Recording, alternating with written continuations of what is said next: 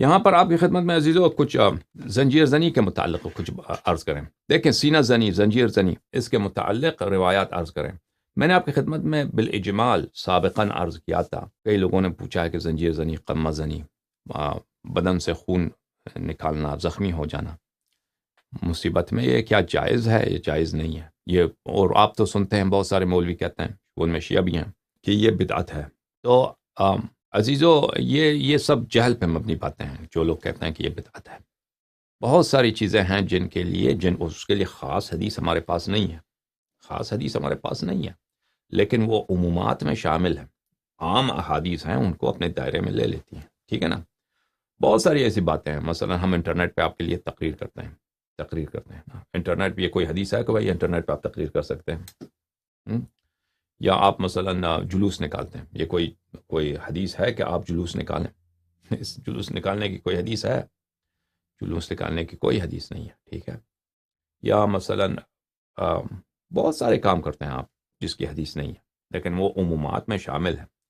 مثلا کوئی شخص انڈیا سفر کرتا ہے، انڈیا چلا جاتا ہے نا، وہ کوئی حدیث ہے کہ آپ ہندوستان سفر کر سکتے ہیں؟ یا چائنا آپ جاتے ہیں یا رشیا آپ جاتے ہیں سفر کے لیے، کوئی حدیث ہے؟ اس میں خاص کوئی حدیث نہیں کہ آپ رشیا جا سکتے ہیں. لیکن عمومات میں ہے کہ آپ زمین پہ سفر کر سکتے ہیں. عمومات میں ہے کہ مثلا آپ جو ہے کہ وہ چیز اگر اللہ تعالیٰ نے منع نہیں کیا ہے وہ جائز ہے، اس لیے انٹرنیٹ میں بات کرنا یہ اللہ نے منع نہیں کیا ہے، ہم نے کوئی اس میں منع نہیں پایا ہے، تو یہ جائز ہے کہ ہم آپ سے انٹرنیٹ پہ بات کریں. اہل بیت علیہم الصلاۃ والسلام کی روایات میں یہ بات کہ امام حسین علیہ السلام کے غم میں نہ صرف رونا مستحب ہے، نہ صرف چیخ مارنا مستحب ہے، نہ صرف شعر بولنا، دوسروں کو رلانا یہ مستحب ہے، بلکہ اس بات کی بہت تاکید ہے کہ انسان جزع کرے، بے تاب ہو جائے، بے قرار ہو جائے. جزع کس کو بولتے ہیں؟ بے قرار ہو جانے کو، بے تاب ہو جانے کو. اور انسان اہل بیت علیہ السلام بالخصوص امام حسین علیہ السلام کے غم میں بے تاب ہو جائے اور بے قرار ہو جائے، اور وہ اس بے قراری کو ظاہر کر دے. اب بے قراری کو ظاہر کرنا ایک عام عنوان ہے، ایک عام ڈسکرپشن ہے. جو بھی فعل عام ڈسکرپشن کے اندر آ جائے، ٹھیک ہے نا، وہ واقعاً اس پہ صادق ہو، تو وہ کیا ہوتا ہے؟ وہ مستحب بن جاتا ہے. ٹھیک ہے نا، اس کی ثواب ہوتی ہے. مثلا میں مثال دیتا ہوں، احسان بالوالدین و بالوالدین احسان، والدین کے ساتھ نیکی کرنا، اچھے عمل بجا لانا.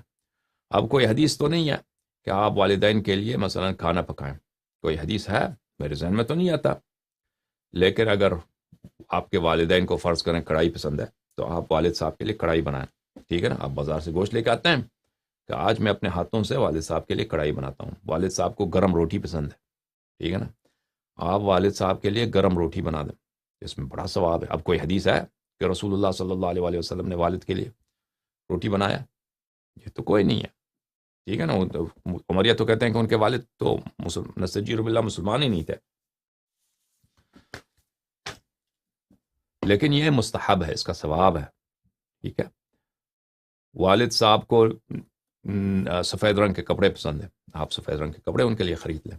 ٹھیک ہے، تو یہ مستحب ہے، یہ اگر بجا لائیں تو اس کام کا ثواب ہے، کیونکہ اللہ نے فرمایا وہ بالوالدین احسان. احسان جو ہے ایک وسیع باب ہے، اس کے مصادیق بہت ہو سکتے ہیں. ایک ایسا عنوان ہے، ایک ایسا لفظ ہے جو مختلف جگہوں پہ یہ صادق ہو سکتا ہے.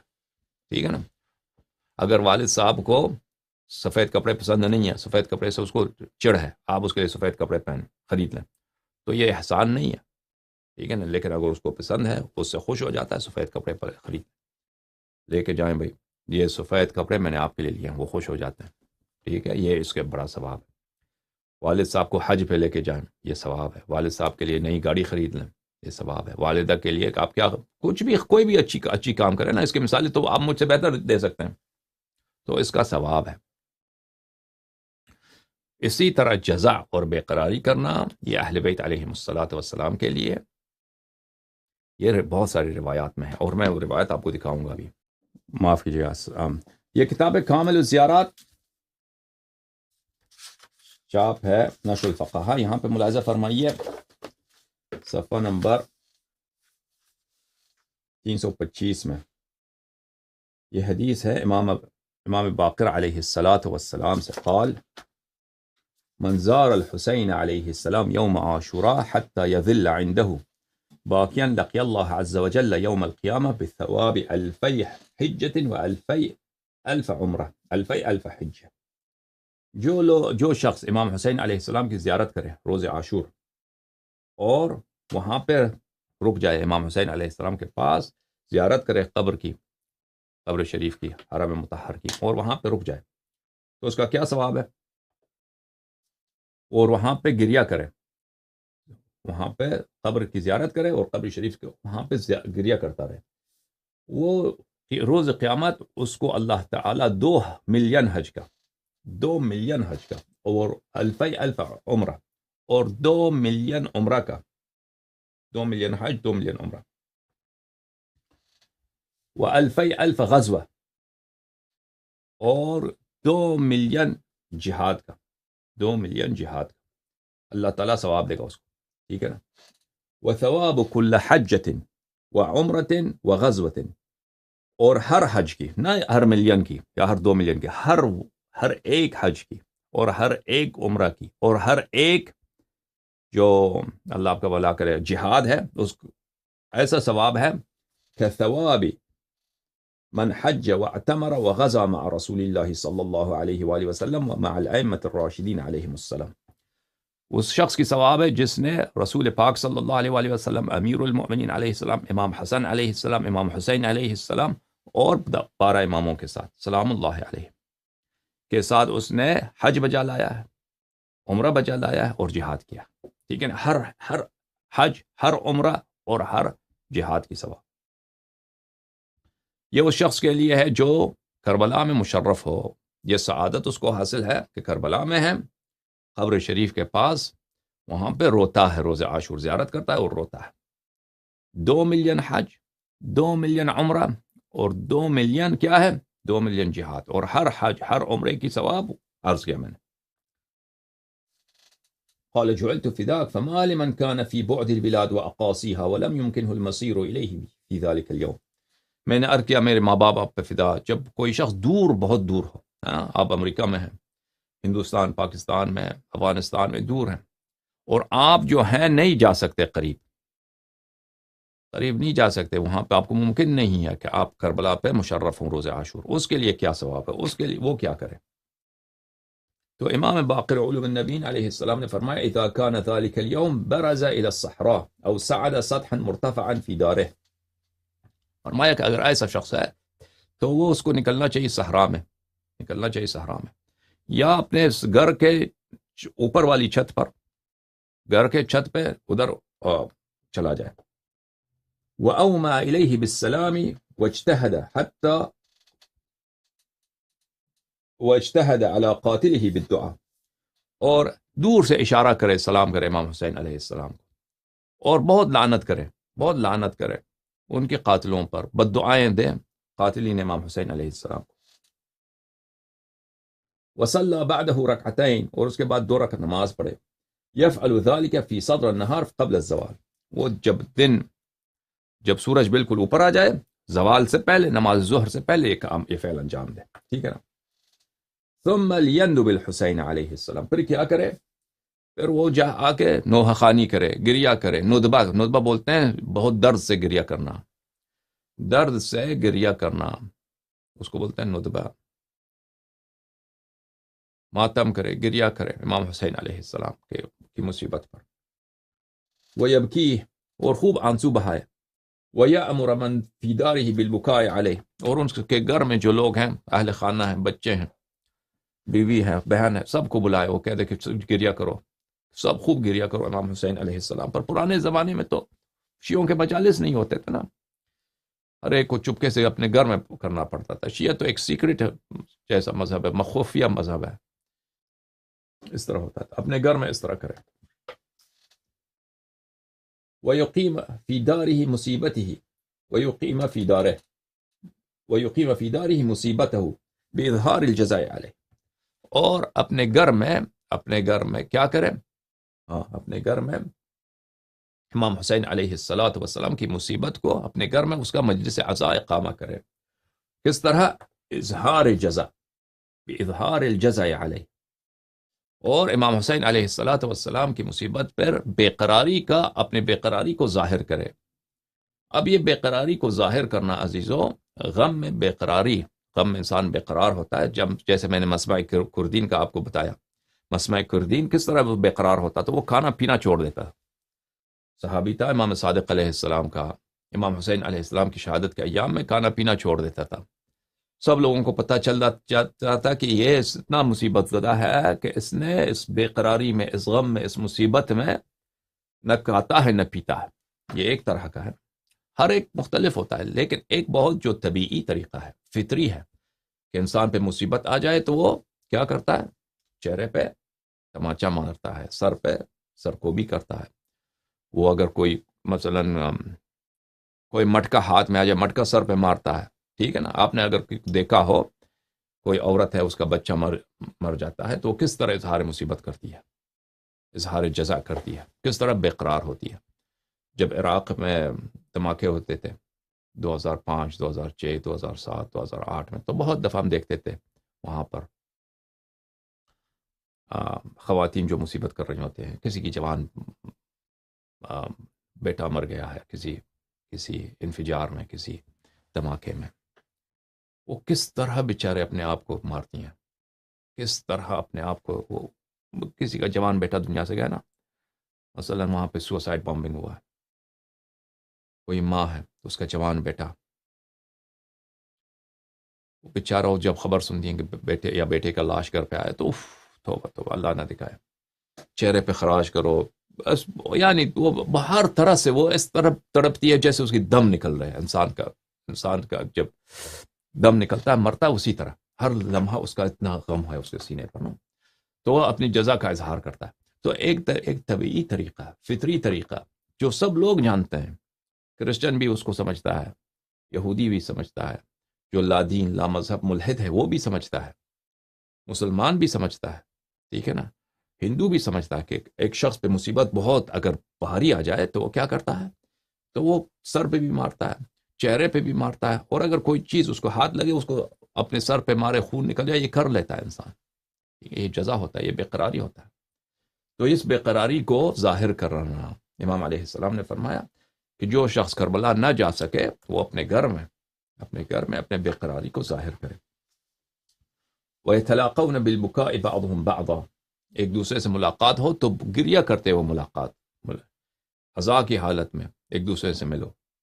بمصاب الحسین علیہ السلام، امام حسین علیہ السلام کی مصیبت میں. فَأَنَا ضَامِنٌ لَهُمْ إِذَا فَعَلُوا ذَلِكَ عَلَى اللَّهِ عَزَّ وَجَلَّ جَمِيعُ هَذَا الثَّوَابِ. امام باقر علوم النبیین علیہ السلام نے فرمایا کہ میں ضمانت دیتا ہوں کہ جو میں نے ثواب ذکر کیا نا، کہ 2 ملین حج، 2 ملین عمرہ، 2 ملین جہاد، ہر حج، ہر جہاد، ہر عمرہ، اس کی ثواب وہی ہے کہ جو انسان چاہے معصومین علیہ السلام کی صحبت میں کرے. کس کے لیے ہے؟ جو شخص روز عاشور امام حسین علیہ السلام کی زیارت کو جائے اور وہاں پہ گریہ کرے. لیکن اگر آپ یہی کام کربلا نہ جا سکیں، یہی کام انجام دیں اپنے شہر میں کہ گریہ کریں، اپنے اہل خانہ کو حکم دیں کہ گریہ کریں اور جزا کا اظہار کریں، بے قراری کا اظہار کریں، بے قراری کا اظہار ظاہر کرو، بے اظہار الجزا. کیا فرمایا امام باقر علیہ السلام نے؟ اظہار الجزا، اپنے بے تابی کو، بے قراری کو، یعنی غم کی وجہ سے انسان کو قرار نہ ہو، غم کی وجہ سے انسان کو آرام نہ ہو. تو یہ جیسے احسان بالوالدین کے مختلف اشکال ہیں، اسی طرح جزا کے مختلف اشکال، کوئی خاص شکل تو نہیں. آپ چہرے پہ ماریں یا حسین، سینے پہ ماریں یا حسین، ٹھیک ہے نا، پیٹھ پہ ماریں یا حسین، سر پہ ماریں یا حسین، یہ سب جزا ہے، یہ سب بے قراری ہے، سب بے قراری. اگر مثلا زنجیر ماریں، یہ بے قراری ہے. زنجیر پہ اگر کوئی تیغ ہے اس سے مارتے ہیں، بدن سے خون نکلتا ہے، یہ بے قراری ہے. یہ سب اس میں آ جاتا ہے. بس یہی ہے کہ اس میں جزا کا عنوان اس پہ لاگو ہو، صادق ہو. تو امام علیہ السلام نے فرمایا کہ میں ضمانت دیتا ہوں کہ اللہ تعالیٰ وہی ثواب، 2 ملین حج، 2 ملین عمرہ، 2 ملین جہاد کا ثواب جو زائر کربلا، جو زیارت کر کے وہاں پہ روتا ہے، اس کو آپ کو دے گا، جو آپ ہندوستان میں ہیں، پاکستان میں ہیں، اگر آپ یہی ماتم جس سے امام علیہ السلام نے فرمایا اپنے شہر میں کریں.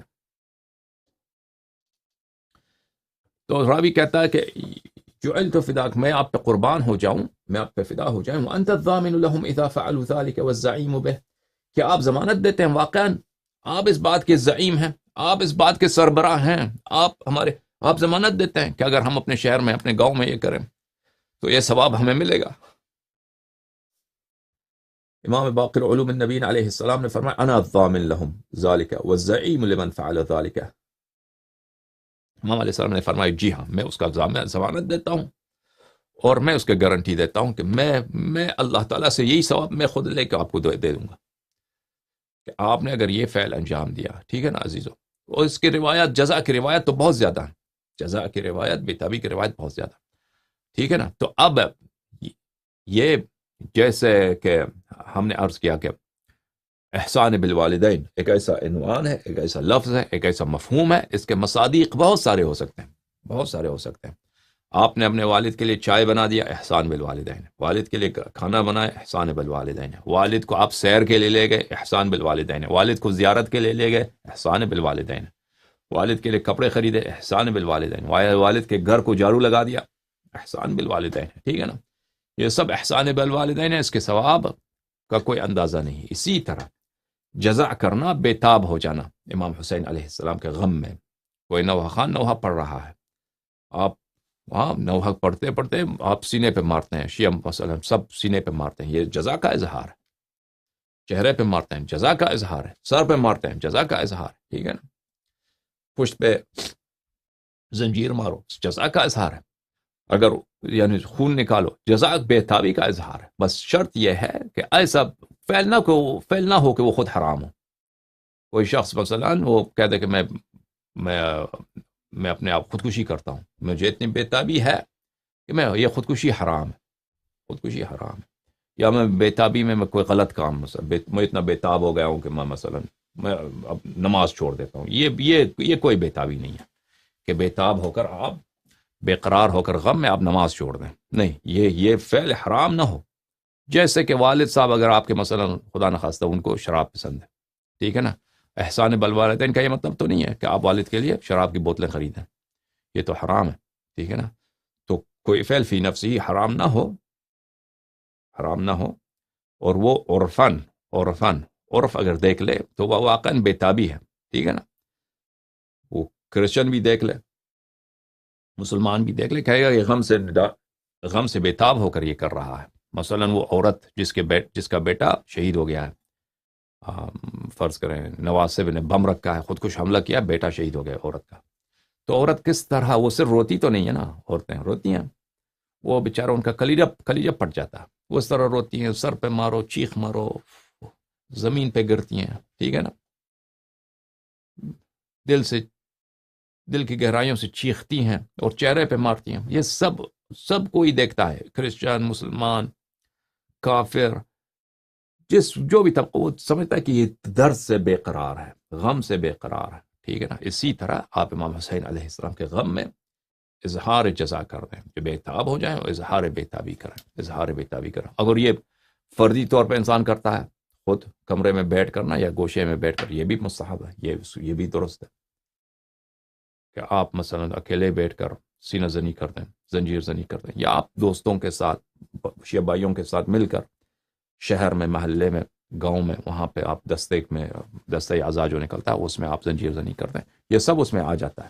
تو بہرحال یہ کہنا کہ یہ بات بدعت ہے، یہ سراسر جہالت ہے، یہ سراسر حماقت ہے. اور انشاءاللہ تبارک و تعالی ہم جزا کے متعلق مزید بیان کریں گے کہ کس طرح حضرت زینب سلام اللہ علیہ نے سر اپنا مار دیا محمل پر، اور امام سجاد علیہ السلام نے خون نکالا اپنے سر مبارک سے، اور بہت ساری روایات. ابھی اسی مقدار پہ ابھی اکتفا کرتے ہیں، باقی روایات جو ہیں آگے آ کے آپ کو بتائیں گے انشاءاللہ تبارک و تعالی باذنہ تعالی. اللہم صلی علی محمد وآل محمد وعجل فرجهم الشریف.